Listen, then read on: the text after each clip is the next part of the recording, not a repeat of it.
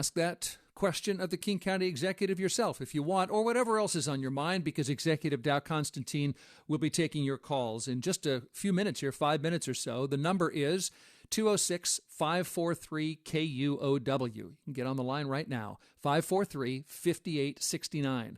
Also, when COVID hit, the first school district in the U.S. to shut down was in North Shore in Bothell-Woodinville. So what did they learn?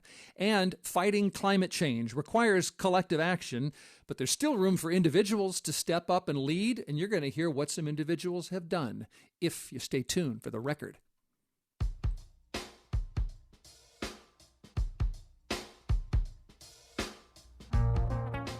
Support for KUOW comes from 2020 Lifestyles at Pro Club, a physician-guided weight loss program that can help reset weight and improve the immune system with personal trainers, dietitians, and psychologists.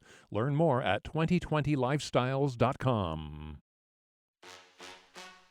Introducing Snapshots, a new series from KUOW's Radioactive Youth Media.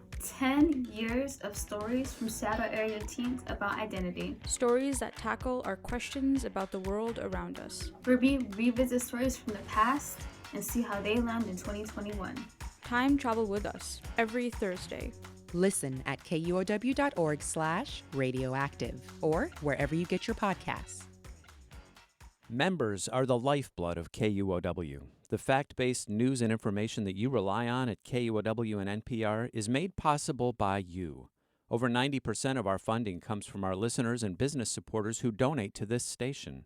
KUOW's spring membership campaign begins soon. Help us get you back to the news sooner by making your contribution early. Every contribution makes a difference, so please donate online today at KUOW.org. Thank you.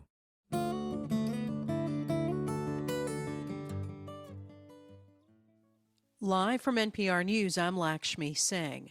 Less than 12 hours after families were notified, Boulder, Colorado police have released the names of the 10 people killed in a mass shooting at a supermarket yesterday in Boulder. Their ages range from 20 to 65. Among the fatalities, the first police officer to respond to the shooting. Colorado Public Radio's Ben Marcus says police have a young man in custody. The authorities have released the name of the shooter, Ahmad Alissa. They've charged him with 10 counts of first-degree murder. We know that he's 21 years old. There is no motive known at this time or being shared with the media. Ben Marcus reporting the Boulder attack was the second mass shooting in the U.S. in less than a week, amplifying calls from the president and congressional Democrats for tougher gun control measures. A racially diverse jury is seated in the trial of the former Minneapolis police officer charged with murder and manslaughter in George Floyd's death. 12 jurors and 2 alternates will hear the evidence surrounding Derek Chauvin's actions.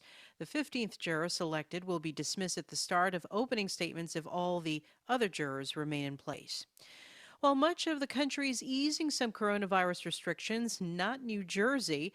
Joe Hernandez from member station WHYY reports the Garden State is dealing with a surge in new infections. New Jersey is back at the top of the list for new cases, again having among the highest 7-day averages in the country for new coronavirus infections. That's why Governor Phil Murphy says he won't be opening up the state's economy further anytime soon. On Friday, New Jersey allowed restaurants, gyms, salons, and other businesses to open to customers at 50% capacity, but that's likely it for a while. Murphy says the more transmittable variants, such as the strains detected in Brazil and the United Kingdom, are contributing to the spike in cases in New Jersey. Still, the state has fully vaccinated 1.2 million people so far, about a quarter of its goal. For NPR News, I'm Joe Hernandez. President Biden visits Columbus, Ohio today to highlight items included in the recently passed coronavirus relief measure. NPR's Mara Eliason reports Biden's also working on his next big priority, a giant infrastructure package. If the COVID rescue plan was meant to put out the fire, the next legislation is meant to rebuild the house. This is Biden's massive Build Back Better package of investments in human infrastructure like universal pre-K, free community college, and daycare, and physical infrastructure like 5G, universal broadband, semiconductors, and carbon-free transportation. There are reports that the package will cost $3 trillion and include the tax hikes on corporations and individuals making more than $400,000 that Biden laid out during the campaign. That's NPR's Mara Liasson reporting. The Dow is down 213 points since the open. This is NPR. Good afternoon. This is KUOW News. I'm Paige Browning in Seattle. School directors are asking Governor Jay Inslee and state officials to put out new social distancing guidance. This in light of the new recommendations from the CDC that students could be spaced 3 feet away instead of 6 feet. Oregon's already changed its guidance to adopt a 3-foot spacing requirement. The Washington State School Directors Association is urging Inslee to make that same change, saying the larger spacing makes it hard for schools to reopen. And we're getting a better idea of how much federal money Seattle will get from the American Rescue Plan. That's the COVID relief package passed by Congress. A lobbyist says Seattle will receive upwards of $240 million. The city council's already identified 12 areas where it wants to direct those funds on things like vaccines, food assistance, and workforce recovery. These funds will come from the U.S. Treasury Department to Seattle in 2 parts, one in early May and the rest a year from now. People who live and work at nursing homes and other senior living facilities were among the first in line for COVID vaccines. But, as KUOW's Anna Boyko-Wyrock reports, Washington State doesn't know how many of them have been fully vaccinated. Instead, the State Department of Health says they know how many facilities have had vaccinations. So, the places, not the people. The data show vaccinations have occurred at around 85% of places, like nursing homes and assisted living facilities in the state. Hundreds of places remain, though, especially adult family homes. Those are houses where a handful of people live together and get care. Overall, around 150 facilities have refused vaccinations. Meanwhile, reports of positive COVID cases in long-term care facilities have fallen to their lowest level since the pandemic began. Anna Boyko-Wyrock, KUOW News. In weather today, expecting partly sunny skies the rest of our afternoon in Seattle, highs into the mid-50s, and partly cloudy overnight tonight. It's 12:06. This is KUOW. Support for NPR comes from Fidelity Wealth Management, helping clients develop a personalized plan to grow and protect their wealth. More at fidelity.com/wealth. Investment minimums apply. Fidelity Brokerage Services, LLC. And Americans for the Arts. This is 94.9 KUOW, Seattle's NPR news station. It's 12:06. Time for KUOW's The Record. When it comes to something as gigantic as climate change, what can an individual person do? You're about to find out in 20 minutes here on KUOW's The Record. I'm Bill Radke. Nice to have you with us today. And our top story is the fact that COVID cases in King County are up 31% from 2 weeks ago, according to data released over the weekend. So why are we still reopening? King County Executive Dow Constantine is with us to take your calls, as he does on Tuesdays. Executive, thanks for coming on. Thanks for having me. And the phone number is 206-543-KUOW. That's 543-5869. Why are we in phase 3 now, slowly reopening when our cases are climbing again? Well, they are attempting to make sure that people can stay economically above water, that kids can get a decent education, that we do the things we need to do to move our lives forward, even while keeping a lid on infections. And the increase in infections is very concerning to me, even as a pretty decent share of our population has now received at least one shot. We, I think, are probably seeing the effect of increased activity plus some of these variants that have taken root in this country. Just in the last week, you said it was 31% over 2 weeks. Just in the last week, we've had a 23% increase, and that is very concerning. So I will again emphasize to people that they should follow the public health advice, wear a mask, avoid being cooped up with others who are not part of your household, stay home if sick, do all of the things that you've been doing that have helped us have the most successful response, really, of any major metro in the nation. We've said that King County has had relative success against the virus because we follow the science. But the reasons you're giving for reopening, very understandable reasons, the economy, education, et cetera, it's not really just about following the science, is it? No. I mean, all along, it's been about trying to heed the science and create the conditions for people to be able to make a living and for the necessary work of society to continue. And that is the balance.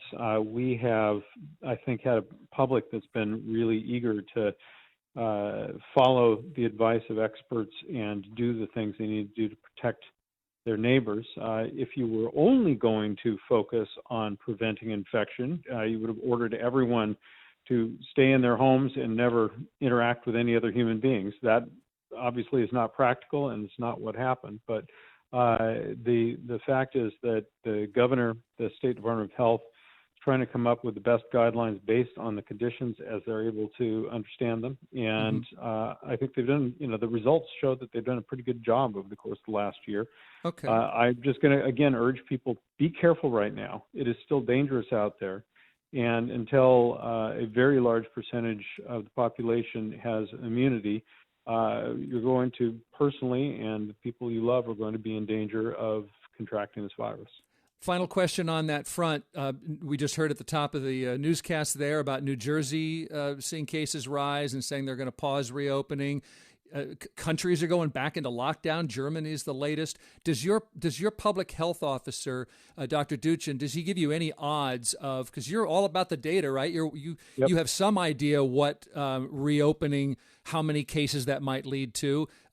What are the odds that you're hearing that that in this race between the virus and vaccines and all that we pause reopening or slip back into an earlier phase? Or are you just saying no? You don't think that's happening? I think, no way. I have my next meeting with Dr. Duchin at 1:30 today, and I will certainly ask him that. But I can tell you from knowing him that he would probably caution no additional activity until things level out and more people get the vaccine. He is very concerned that these new variants may be more infectious, that we are at the same time signaling to people that this is essentially over, it's not over, and that people's behavior can become a little more lax. They let down their guard, and that's when we're going to get bit by this. So everybody just stay vigilant for a little while longer until we're able to get the vaccines out. I think once you get to early summer, we are going to see most of the population who's willing will have been vaccinated. We're hearing about some local businesses telling their employees that they're essential, so they're eligible for vaccines. Apartment managers telling residents, you're eligible because you live in a congregate setting. If you're a member of an organization that says you can get a vaccine, can you? I mean, you're not supposed to. Living in an apartment does not make you a resident of a congregate setting. Living in a homeless shelter does. Living in a detention facility does. It is not appropriate to jump in line in front of others who have greater need, and it is still an honor system. So I would encourage people to think hard about whether they want to take the vaccination away from somebody who might be more exposed to infection or have worse consequences from becoming infected. If it seems like that honor system really isn't holding anymore and the only ones not getting a shot are the rule followers, should we just open eligibility to everyone? I think some states are closer to that than we are. Yeah, we've not been receiving enough vaccines to be able to do that. All that means is that you've got this much larger group of people chasing a still very limited number of vaccines. Again, there are about 272,000 people who are eligible and unvaccinated right now in King County. We get about 50,000 first doses a week. So you can see we've got, even with doses increasing, we've probably got close to a month with folks who still need to work their way through the system. And there are additional waves of eligible groups coming on just about every week now. Next week will be people in congregate settings, as we discussed. And then the president has declared that on May 1st, every one of us will be eligible. We're not going to have anywhere near the amount of vaccine to have caught up by then, let alone to vaccinate the balance of the population in a hurry. So it just creates a lot of anxiety and challenge. And as we know from, kindergarten, things work better if you just queue up and wait your turn. Yeah, this is King County Executive Dow Constantine. We're going to take a phone call in just a moment, but since you brought up vaccinating people in congregate settings, people living in shelters will be vaccine eligible next week, but that can be a hard-to-reach group. How will you reach out to those folks? So right now we're working with the mobile vaccine teams. Remember, we started trying to set up 10 of them. We have over 20 mobile teams now, mostly run by fire departments, and figuring out which team will go to which facility. And so they're going to actually go into the shelters, get everyone vaccinated in an orderly way. That will take some time, both because there are a lot of facilities all around and because there's a lack of supply again. But we're going to make sure that people who are particularly exposed, and that includes people living in a congregate situation, have access to the vaccine as quickly as possible.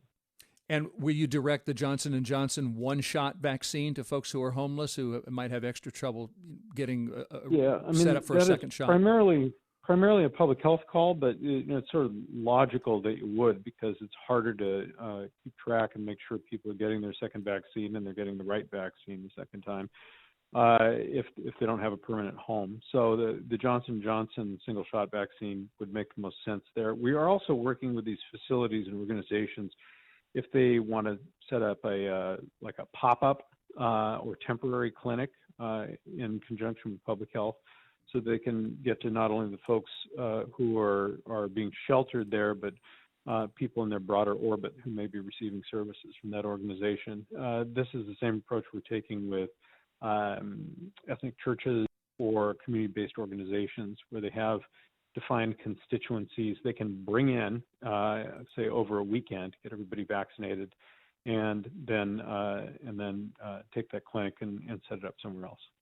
We're going to take a call from Sarah in a moment. I'll give you the phone number again. You can join us. It's 206-543-KUOW, which works out to 543-5869. Sarah in Seattle, what's your question for King County Executive Dow Constantine? Hi, thanks for taking my call. I was wondering, as King County struggles to get COVID rates under control, we've had so many recommendations. They're really solid, but like high-risk communities and shared spaces don't always have the resources to put in the kind of tools that the CDC and Harvard's Chan School of Public Health are recommending, which include air cleaners, commonly known as air purifiers, HEPA air cleaners, CO2 monitors, and UV air cleaners. These have been shown to be highly effective in reducing the load of COVID circulating in an indoor space. Is there anything that King County is doing to better distribute these tools to high-risk communities, homes, and congregate settings like libraries, homeless shelters, and just general shared spaces like small businesses? That's an extremely good question. I mean, clearly we have not had the capacity to go retrofit every building and institution in the county. There has been some work that we've done on, for example, shelters that we are a part of, running in conjunction with nonprofits to make sure that they have better ventilation and are safer places to be. The school districts are receiving separate funds from the American Recovery Act or American Recovery Plan Act, and they are bringing in folks, I know, to check each school building to see what kind of ventilation and disease prevention they have and whether they can make capital investments from those funds to make schools safer. But we have a lot of retrofit to do in our infrastructure because even if it's not ultimately timely for this pandemic, we can anticipate something like this happening again in the future. And so I think part of the sort of after action or after event actions is going to be figuring out how we can begin building into building codes and retrofitting the existing buildings to be ready next time. Yeah, I've wondered when you stop spending money on a quote unquote once in a lifetime, once in 100-year pandemic. Yeah, I mean, I don't think of just preparation. Like 100-year floods, they don't happen every 100 years now. They happen all the time. So, right. So okay. I think we're just going to have to be ready for that. And I think the experts will tell you that we're going to be seeing a lot more of this kind of thing in the future. Yeah. Were you surprised that Microsoft is now giving local workers the option to return to offices? And, this is a company we think of as being well equipped to work remotely, and there are many here. I wonder, were you surprised, and what do you think? What are you thinking about the future of work from home in King County that would affect so many other things? Yeah, we're doing a lot of work on the future of work. And one of the things I think Microsoft is probably acknowledging and that we recognize is that people have different work styles and different needs to be productive. Some people are really thriving in the remote setting. I think it's working well, I would just say personally for me. I'm getting more work done. I'm able to be scheduled more hours, et cetera. But I have employees who really need that in-person experience to be able to be productive and happy. And so we want to, in our future planning, be able to accommodate them. I think Microsoft is probably doing the same thing, and they, of course, are well resourced to make sure places are safe. I want to, take us back just for a second, Bill, to the beginning of this when I talked with Brad Smith from Microsoft. He told me that they were going to very early on have all of their employees work remotely. I think that was one of the sort of watershed moments in this crisis. One of the things that sent a signal to employers that they should have their employees stay home if possible, and that saved a lot of lives here. So I think they have very good, clear judgment about this, and I think that they're probably making a decision that on balance will be both good for the employees and good for their business. Yeah. So when it comes to your shop, King County government employees, you said that some employees are happier working in the office, but that can be so subjective, and how there's issues of fairness. And when do you expect to bring King County government employees back, and what would the rules be? Yeah, I set the last date I set, which I did several months ago, was after the 4th of July holiday, and I think based on President Biden's acceleration of vaccines, that is going to become possible. We are working on having, and this is far from finalized, but having much greater ability of people to work remotely sometimes and work in person sometimes, to come into the office for group events, but maybe be able to attend via Microsoft Teams, which is the platform we use for other events, to use our space more efficiently, so we're paying less for the physical space, and to have people be able to be more productive. It's an interesting, again, I've said this before, a bit of a silver lining of all of this, that people have become more comfortable with these technological tools and have developed the habits that allow them to work productively, even if they're not all in the same space. Let's take a phone call. It's Seth in the University District. Our number, again, 206-543-KUOW. Seth, what would you like to ask King County Executive Dow Constantine? Thanks for taking my call. Hi, Mr. Constantine. I won't make this too complicated, but if you can hear me out, my question is going to be, why is King County refusing to vaccinate HIV-positive people? I don't know the answer to that. I don't know that that's the case, and I don't know the answer to that. Do you mean people who are not otherwise eligible? No, sir. I'm saying if HIV-positive people here, and I've tried to reach out to the governor's office, I've reached out to the State Department of Health and also the city of Seattle, and I've reached out to other HIV-positive people in the city. The city and the state and King County are not allowing HIV-positive people to be vaccinated. Now, I'm sure with everything you have going on, you might not be aware, but this is an absolute outrage. Yeah, no, that's a case of first impression, and I would be, unless that is something that the manufacturers, and I have not heard this to be the case, said that HIV-positive people should not have our vaccine, then if they are over 75 or over 65 or in some other eligible group, I cannot imagine why there would be a refusal to vaccinate HIV-positive people. I'm going to find out. I will ask Dr. Duchin this question directly during our 1:30 meeting. But thank you. I'd never heard anything like that, so thank you very much for bringing it to my attention. Executive, yes. Hey, Bill, yes. We do have environmental health staff. This goes to the previous question about facilities and ventilation. We have environmental health staff who is available to consult with businesses and other organizations about their facilities and to bring some of the science to bear on what the ventilation situation is. So they can contact King County Public Health, and our environmental health folks may be able to help them out. Okay, thank you for that. Thank you, Seth, and thank you, Sarah, for the earlier question. We might only have time for one more, so let's welcome Kate to the program. Kate in Seattle, what would you like to know from the county executive, Dow Constantine? Well, in the olden days, there used to be public service announcements about facts, like lungs are going to kill you if you smoke.